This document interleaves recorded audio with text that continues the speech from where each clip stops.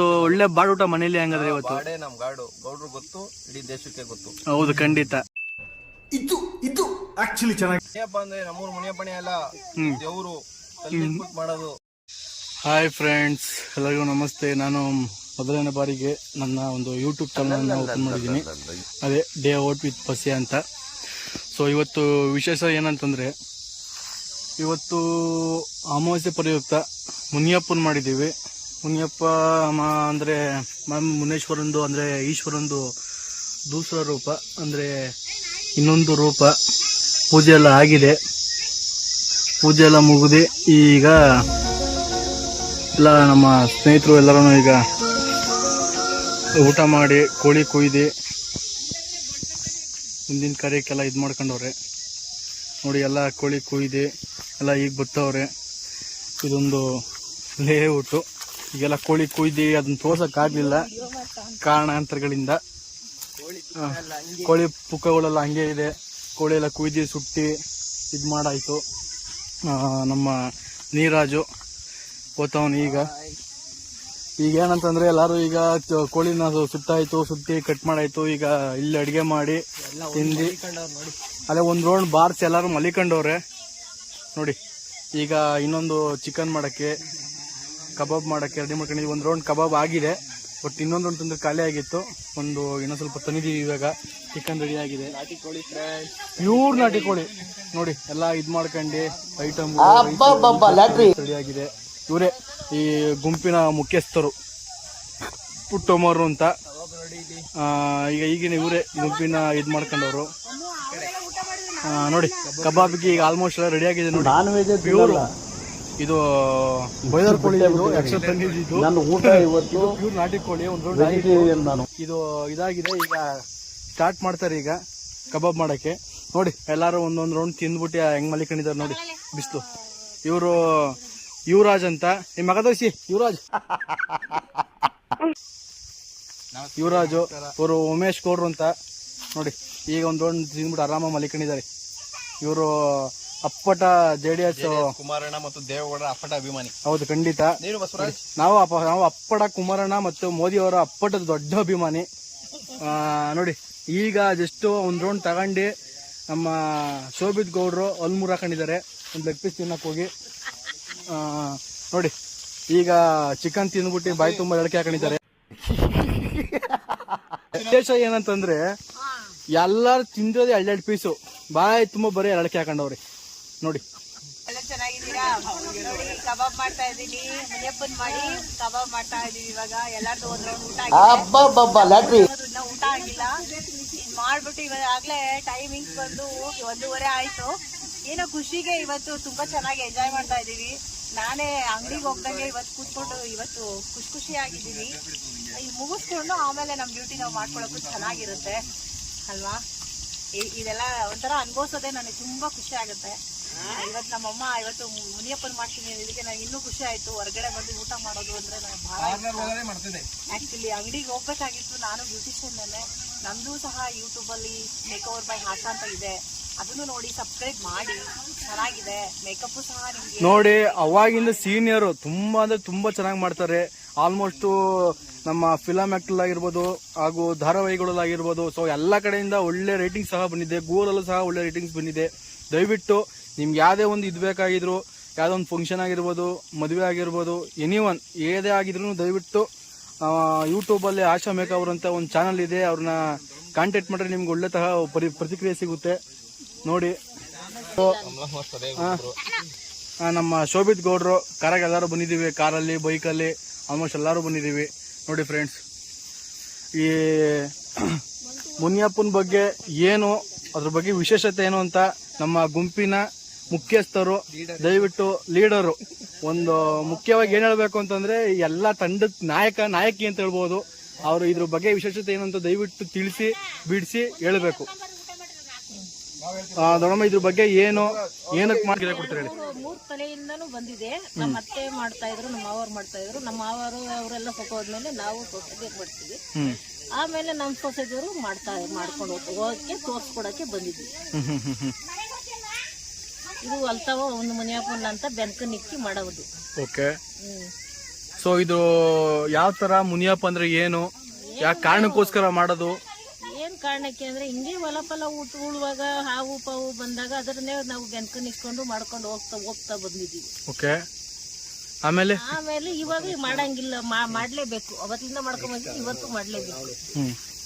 So ವಿಶೇಷತೆ ಏನಂತ, ಯಾವ ವಿಶೇಷಕ್ಕೋಸ್ಕರ ಮಾಡೋದು? ಯಾವ ವಿಶೇಷತೆ? ಒಳ್ಳೆ ವಿಶೇಷತೆ ಮಾಡೋದು.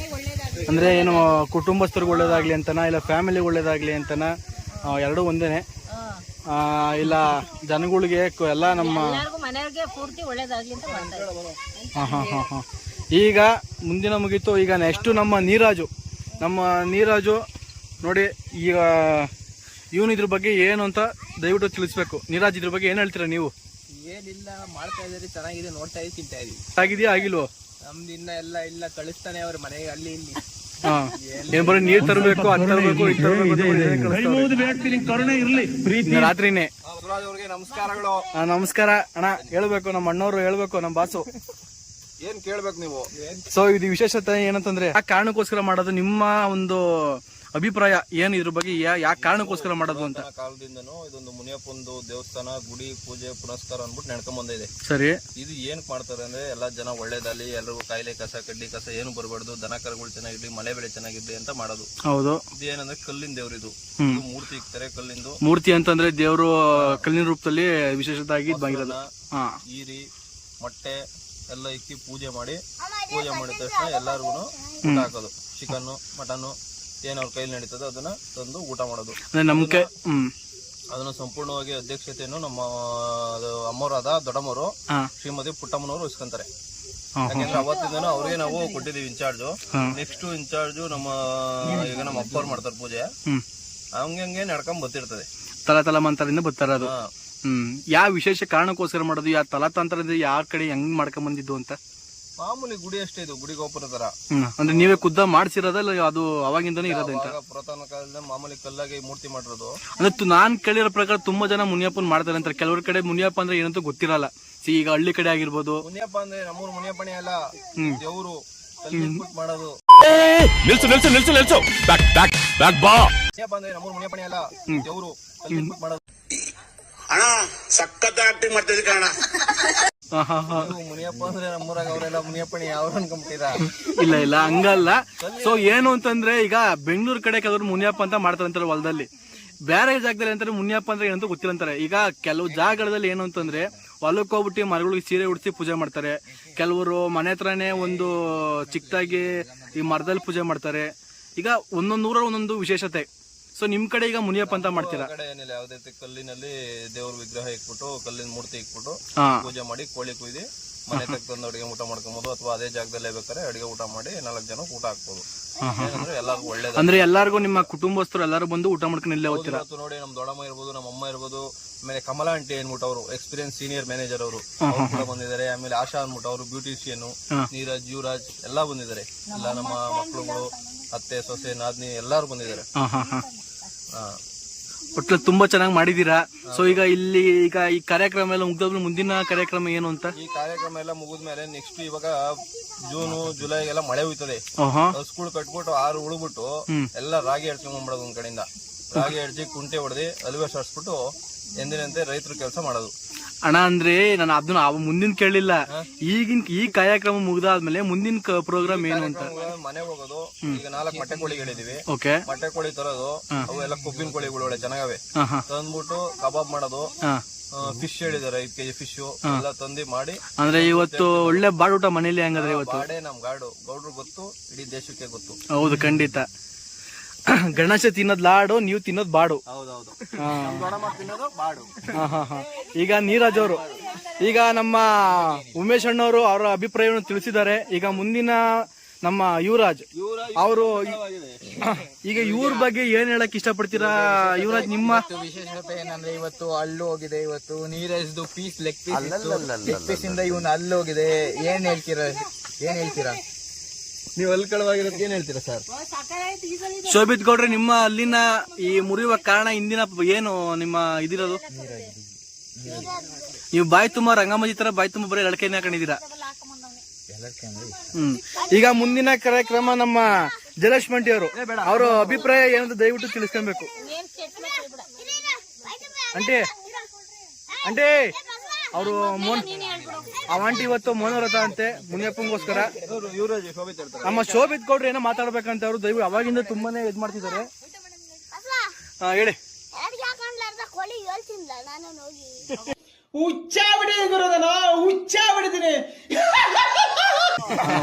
ಇಂಥ ಮಾತುಗಳು ನಾವು ಕೇಳ್ಬೇಕಾಯ್ತು. ಮೊಟ್ಟ ಮೊದಲ ಬಾರಿಗೆ ನಾವು ವಿಡಿಯೋದಲ್ಲಿ ಹಾಕ್ತಿದೀವಿ, ಇಂಥ ಮಾತು ಕೇಳ್ಬೇಕಾಯ್ತು. ಶಬಾಷ್. ನಮ್ಮ ಮುಂದಿನ ಇವರು ನಮ್ಮ ಕಮಲಮ್ಮರು ಆರಾಮಾಗಿ ತಿಂದ್ಬಿಟ್ಟು ಆರಾಮಾಗಿ ಮಲ್ಕೊಂಡಿದ್ದಾರೆ ನೋಡಿ. ಈಗ ಇವರಿಬ್ರು ಸಹ ಇವತ್ತು ಸರಿಯಾಗಿ ಬಾರಿಸಿದ್ದಾರೆ, ಬಾರಿಸ್ಬಿಟ್ಟು ಮನೋರಥದಲ್ಲಿ ಕೂತಿದ್ದಾರೆ. ಹೊಟ್ಟೆ ತುಂಬಿದೆ, ಮಠ ಮಧ್ಯಾಹ್ನ ಬಿಸಿಲು, ಆರಾಮ ಟರ್ಪಡಿಸ್ಕೊಂಡು ಒಳ್ಳೆ ನಮ್ಮ ಪುರಾತನ ಕಾಲದಂತಹ ಒಂದು ಆಲದ ಮರ ಕೆಳಗಡೆ ಮಲಗಿದ್ದಾರೆ. ಅಷ್ಟೇ.